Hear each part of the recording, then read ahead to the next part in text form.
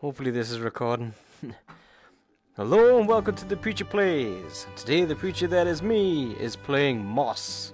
Or more accurately, I'm reviewing Moss. I have just this second finished the game, and I felt totally compelled to just give this a relatively quick review because I don't know if there's much to say. I love this game. I absolutely loved it from beginning to end. The whole thing was a fantastic experience, and it was just awesome. Absolutely awesome. I'm going to jump into some gameplay in a second. Hey Lewis, how's it going, man? I've just finished this game, and it's great. One thing I was going to point out at the very beginning before I jump into the game is it only occurred to me at the very end of the game. This is not spoilers, this is only just something that only hit me until the very end of the game when I was just sitting looking around this amazing cathedral or library, whatever, and that is, it only just hit me that as the reader, you are the reader in the game, and when you are the reader, which is the position I'm in now, reading the book, that's why you call you the reader. Everything's real world scale. I don't know why it never occurred to me before, but everything is huge. It's real world scale. It's massive, so that you know that you're a human, or whatever. You are the person reading a book. You are the big person, as it were, and you can tell that because everything around you is real world scale. When you actually jump into the game or the book, everything's small. You see everything small. Everything feels small. You're in Quill's world, who's a mouse, and I'll just, as I'm talking, I'll load that up. I'll just load a level up. Everything is her size, and you're not that size, so everything feels small to you. And I don't know why that just hit me at the very end, but that was awesome, and it was like this feeling of like the game gave me this feeling of like, oh yeah, I am in two separate worlds. See, look, when I'm in this world, even though I know that that's a large castle, it's still small scale. Whereas that cathedral I was in was real scale. She'd seen this view before in a drawing from her uncle's library. Being here made her I just loved it. And sink. If the story of her I'll let the family narration had been finish. different, this would have been And I'll her keep talking. home. Quick overview of the controls. L2 and R2 can be used to grab and heal her if she needs help. You can also stroke her head with it. Yeah, because I know you weren't overly keen on this. Or the thought of playing this game wasn't exactly up your street, Lewis. But it's been brilliant. It's been breathtaking all the way through. Controls: X to jump, square to slash your sword. R2 and L2 grab stuff. You can break things with it, and you use it to solve puzzles throughout the game. And that's it. The controls are super simple. But by the end of the game, you become so attached to this little mouse, little Quill, and the connection that you have as the reader, and how she looks up at you and does sign language to you, and relies on you to help her out throughout the game. You just end up with this little connection with this silent creature, and that's hard for games to achieve. That's hard for any game to achieve. You know, to care about the characters, you know. Uncharted does a very good job of making you care about the characters. And this is up there for me with Uncharted in terms of, you know, the world building, the caring about what happens with the character, making sure that they get through the world. To talk about graphics, guys, I'm playing on a Pro, and this is sharp. I played the demo, and I thought the demo was a little blurry, but this is pin sharp. This is excellent. It looks fantastic. You know, all the little details and everything are just excellent. The animation team needs commended because they've done a fantastic job. You know, you can't fault it. Yeah, exactly. It's hard for a movie to achieve that in it. Never mind a game. And a lot of people say, oh well, it's hard because a movie's only got 2 hours and games have got hours and hours. Well, as we all know, this game's only what, 2-3 hours long, so about the same length as Lord of the Rings, and so it's got no more time than a movie to establish characters and make you care about them. And this game does. You really do want, you know, Quill to succeed. You feel invested in the world, and I think half of that is because you are in the world. I mean, I played the game seated, but I found the best way to play the game was to play seated, and then every so often, as I'm going to do now, stand up. And when you stand up, you can get a different perspective on the world. You can find out more about, you know, where secrets are, puzzles, and you can just genuinely have a good nosy. Titanfall, I've not actually played Titanfall 2, you know. I've not played that. I have heard the story's excellent on it though. But it's the characters that make the difference. But every time she like gets close to like missing a jump, you just you're like, oh, you get a bit scared because you don't want her to fail. This is like one of the types of puzzles where you can, you know, you've got to reach out with this orb and you grab things and you pull them around. That's kind of your main job in the game, is to help Quill out.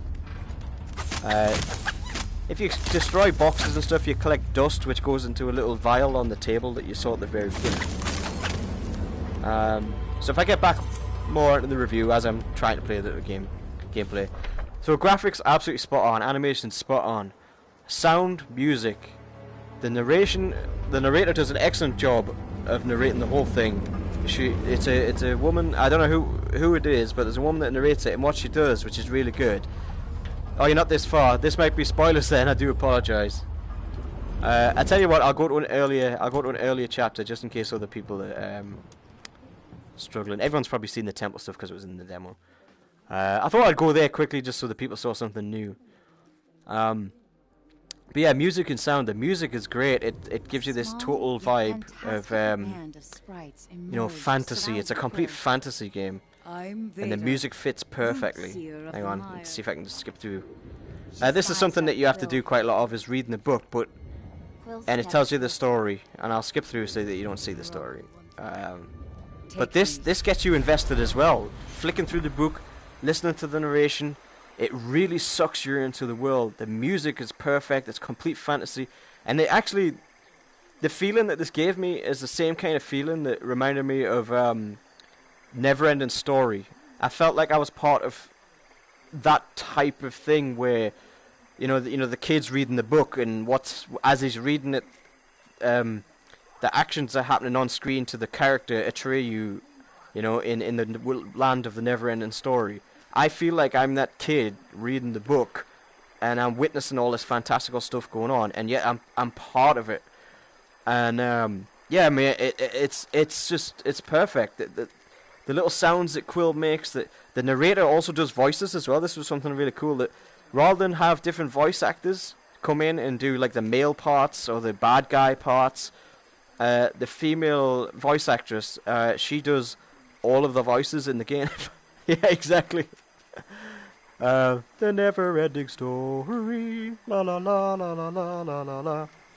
But yeah, she does all of the voices as well, and that really adds to the sense that you're reading a book, or the narrator is almost like an audio book or something like that, where it's almost like it feels more like a story being told. You know, like your parent might have read you a story when you were a kid going to bed to get you to go to sleep, and they would have done all of the voices.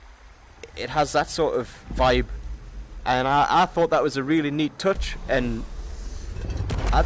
it didn't feel cheap. It didn't feel like they could only afford one person or something like that. It actually felt like it was a very conscious decision to add that storybook feel, and I love that whole thing. Every time you I don't know if you just heard that, every time you transition from room to room, you get a page turn sound as well, so you just feel like you're constantly in that story, you're in that book, you're observing the events, but you're also participating in the events and helping out when you can. And the world building, the lore of the world, you know, like what you see in here with the whole big hall, it's all vegetation's taken over it, you can tell it's ancient. The lore of the world feels not realistic, but it feels like it's well realized, and it just makes you interested and you want to know more, you want to see more. The level design's just it's breathtaking. But once again, if you look, this to me looks small. It's big, but it's small at the same time because it's big for Quill, not for me. But I get that it's grand. And yet this is what I mean. This is where the difference between when you're in the storybook versus when you're outside reading that storybook as the reader. The cathedral you're in is huge because it's real world scale, and that really helps to differentiate between yourself as the reader and when you're part of the story with Quill. You're in her world when you're inside of the book. And this game's not really a fighter. It's more of a puzzle game, working out all the different puzzles, and it can be quite taxing. It did get my brain muscles were being fired quite a few times, just to work out some of them. But it's not annoying taxing. It's just, it will get your brain going on a few occasions, but not to the point where you're just frustrated and you just don't know what to do. Because most of the puzzles are just pushing and moving things. Not that's not a slight on the game. It's just that they've kept the puzzles quite what's the best word? Appropriate, so that it paces the game well, and you feel like you actually achieve things. When you do work out a puzzle, you're like, oh yeah, I did that. That was really cool. I have been struggling this month. I started a thing off in January, which was Game of the Month for 2018. I was going to do one game each month, which offered the best value for money in terms of gameplay, etc. Music, replayability. January I gave it out ammo, but it was quite slim pickings in January. In February we've had like a million games, like Blasters of the Universe, Boss, Drunken Bar Fight, Knockout League, Sprint Vector. We've had so many really good games, and some games which are not the greatest games, but they're just a lot of fun. And I was really struggling to think of which one I could pick. And even though this may only be a few hours, and I know a lot of people are getting hung up on that, a lot of people are getting hung up on the fact that it's only a few hours long, I enjoyed every single minute of the game. I didn't get bored, I didn't feel like it overstayed its welcome. The combat parts, I know some people said it gets a little tedious because there isn't many combos, you don't level up. The weapon that you start with is the same weapon that you end with. I didn't mind it, to be honest, because I felt like, at times I felt like I was playing a bit like of an Uncharted game, because I was like running and I'm jumping away from enemies and then I'm hitting them and I'm dodging fireballs, and I really enjoyed it, and it didn't bother me. The combat didn't bother me. I can understand why some people might get frustrated with it, but for me, no, I enjoyed it. And I love all this. Look at the detailing work on all these artifact type things that you interact with. The artwork's fantastic, and the sense of 3D presence and depth is just brilliant. And I love that I can just sort of like zoom in with my face by moving forward and observe things from different angles. This is something that you couldn't get in VR. Stupid. This is something you couldn't get not in VR. Because there's a scroll I didn't pick up. Because this is what this game offers. This game could have been played in flat screen. It could have been played flat, and probably would work quite well on a flat screen, flat game. But you wouldn't be able to look where Quill's going. You wouldn't be able to stand up and observe the world just that little bit better. I wouldn't be able to just do that just out of pure curiosity's sake. I wouldn't be able to do any of that. And that's something that this game offers. And it, as daft as it sounds, just sitting in the world like this really does make you feel more part of what's going on. And I have to give this game its due. It is absolutely excellent. Oops. I did not mean to do that. I can't rate this highly enough. And I think this game will probably take my Game of the Month. I mean, I'll have a good think about it. I'll reassess all the other games. but this definitely could be the front runner for February game of the month, just because it's just so well done in every aspect: music, sound, graphics, animations, gameplay, level design, immersion, caring about the characters, the story, the lore, the world building. Everything about the game is just epic from start to finish. And some people may feel, well, at the end, no spoilers, but at the end, some people may feel a little bit like, oh man, really? You're gonna leave it there? But it does kind of leave it open for DLC or sequels or something like that, and I'm happy with that. I wouldn't begrudge jumping back into this world again. I want to find out what happens next. I want to continue the story. You know, it's just great. It really is. And I know everybody's been... It possibly seems to some people that don't have the game like everyone's been jumping on the bandwagon, just giving ridiculous praise to this game. But it deserves it. The guys at Polyarc, you know, thank you so much for giving me a key for this game and letting me play it. And, you know, I mentioned getting a key because I want you to know that even though I got a key, it wouldn't have mattered if I'd paid for it. Yeah, it's something that you'd expect an open ending from. It's not a spoiler. It's not a spoiler. It's probably what everybody guessed, from the beginning. You know, but it doesn't. That's not to say that it doesn't end. You know, I'm not saying that the game doesn't end, as in, oh look, we'll leave you on a cliffhanger. No, I'm not saying that. I'm just saying it. You know, it leaves the possibility for you to maybe go on more adventures with Quill, and I think she could easily be the mascot for VR. You know, it's very Uncharted-esque in its quality levels, and even though to go back to the key thing, I wanted you to know that, like, if I paid for the game, I'd be saying exactly the same things. You know? Yes, exactly, Lewis, exactly. You know, having a key to me just saves me money. It doesn't mean that I won't tell you when a game's bad. Apex Construct. I